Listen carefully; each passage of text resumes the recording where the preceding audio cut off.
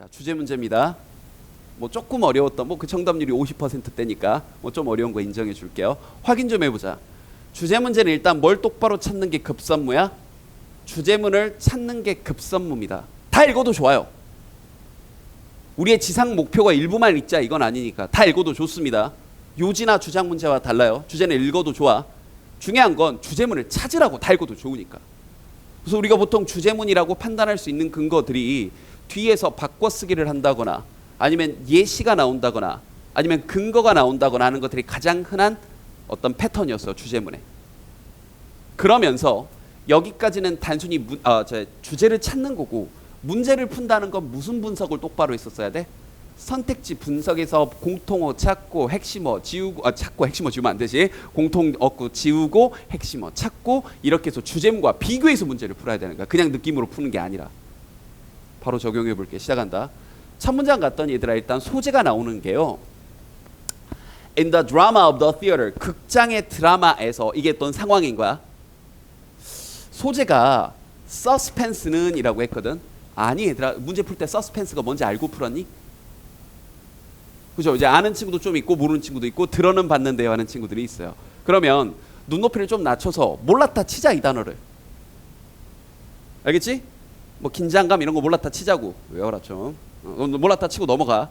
근데 서스펜스는 뻔한 레시피, 조리법, 어떤 만드는 방식을 따름이다. 그럼 첫 문장에서 한 얘기는 이거야. 드라마에서 서스펜스가 뭔지 몰랐다 치고 서스펜스란 걸 뭘 따라간다? 뻔한 예측 가능한 조리법, 만들어지는 방식을 따라간대요. 그러니까 첫 문장에서 한 얘기는 그러니까 헷갈리면 쓰라고요. 서스펜스는 예측 가능하다, 뻔하다 이렇게 출발을 한 거야. 근데 그 다음 문장에 뭐가 떴니 얘들아? when이 떴거든. 그럼 머릿속에서 일단 이 생각은 해보자고요. when은 기본적으로는 주제 아니면 예시인데 여러분 읽고 생각해봐. 서스펜스란 건 발생을 합니다. 좋아짐을 당하는 주된 캐릭터. 말 참 어렵다. 간단하게 뭔 거 같니?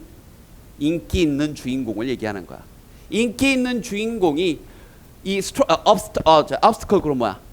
장애 뭐 어려움을 막 극복하려고 고군분투할 때 생긴 이거 뭔 거 같니? 예시지. 그렇지. 그럼 일단 첫 문장 형광펜 좀 쳐보자. 그러면 일단 첫 문장 형광펜. 그러면 일단 이 글에서 초반에 강조하는 내용은 서스펜스가 뭔지는 모르겠지만 서스펜스란 건 이렇게 뻔히 예측 가능하게 만들어주고 그래서 이러이러할 때 우리가 그렇잖아. 주인공이 고생할 때 서스펜스란 게 발생합니다. 같은 말인 거라고 사실은. 알겠니? 그래서 선생님이 늘 강조한 게 있죠.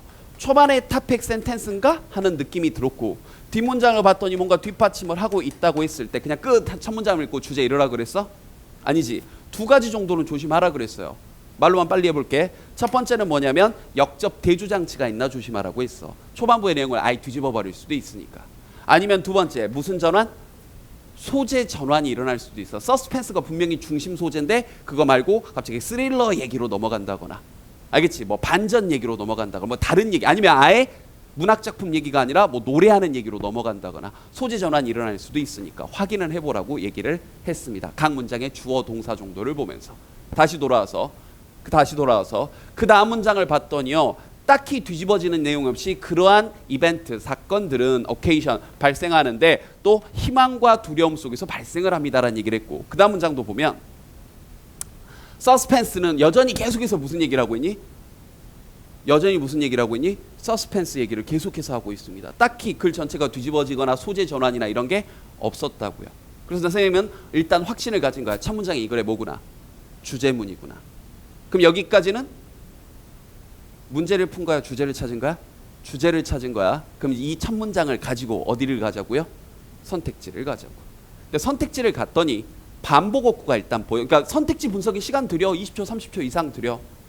선생님 반복어구를 이렇게 좀 찾았거든. 일단 드라마라는 표현이 쭉 보였고요. 그지? 그다음에 뭐도 보였니? 서스펜스라는 단어도 보였어요. 아 이런 것들이 좀 반복어구구나. 다만 이런 건 있어. 반복어구가 있으면 무조건 답이야. 이건 아니야. 읽고 풀어야지. 근데 봐. 그럼 그 반복어구를 빼고 보면 핵심어가 보인다 그랬지. 그리고 또 하나. 선생님이 선택지에서 이렇게 지금처럼 질문형이 나오면 다시 한번 선택지에서 뭐가 나오면 질문형이 나오면 즉 question이 뜨면 당연히 뭘 할 수 있어야 돼? 대답을 할 수 있어야 되는데 네 멋대로 대답하면 안 되지. 네 마음대로, 그지? 뭐로 대답할 수 있어야 돼? 우리가 찾았던 주제문으로 대답할 수 있어야 된다고요. 자, 그럼 읽어보자. 어떻게 서스펜스가 발달되나요? 만들어지나요? 이렇게 의역을 할게. 만들어지나요? 드라마에서. 넘겨주세요. 첫 문장 다시 주제문 봐봐. 어떻게 만들어진대?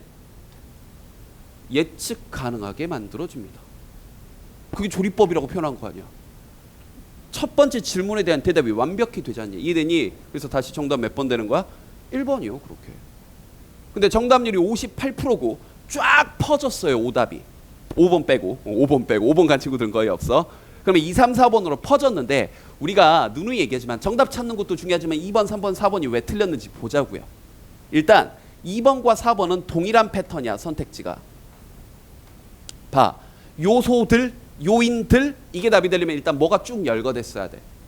원인이. 그렇지. 쭉 인과관계로 쭉 열거가 됐어야 돼요. 알겠니? 근데 생각해보라고. 이 글이 뭔가 원인이 열거되는 형태의 글이었나? 아니었잖아. 좀 더 정확히 번역해볼게.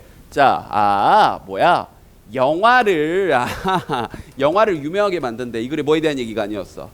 영화에 대한 얘기가 아니었어. 영화는 너무 국한된 얘기야. 그지? 탈락. 그 다음 4번 먼저 볼게. 4번에서는 또 이유들인데 우리가 드라마에서 이거 봐봐. 뭐 할 수 있는, 예측할 수 있는 스토리 라인에 있어서, 그지?